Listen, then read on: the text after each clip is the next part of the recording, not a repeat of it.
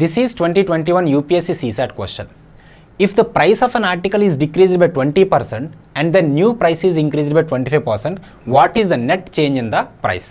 ఈ క్వశ్చన్ని 2 మెథడ్స్లో సాల్వ్ చేయొచ్చు. మీకు ఏ మెథడ్ ఈజీ అయితే ఆ మెథడ్ సాల్వ్ చేసుకోండి. ఫస్ట్ ఎప్పుడు ఇంక్రీజ్ అవ్వాలన్నా డిక్రీజ్ అవ్వాలన్నా ఒక ప్రైస్ అనేది ఉంటుంది. That price is 100% always. Into first ఎంత డిక్రీజ్ అయింది? 20%. 100లో 20 డిక్రీజ్ అయిందంటే 80 అన్నట్టు. 80/100 into then new price is increased by 25%. మనం ఎప్పుడు ఒరిజినల్ ప్రైస్ నుంచే చూడాలి, ఇంక్రీజ్ అయినా డిక్రీజ్ అయినా.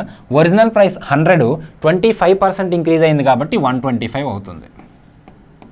దీన్ని క్యాన్సిల్ చేస్తే చాలు. 100 cancel. 25 5s 25 4s 4 1s 4. So 20 × 5 100.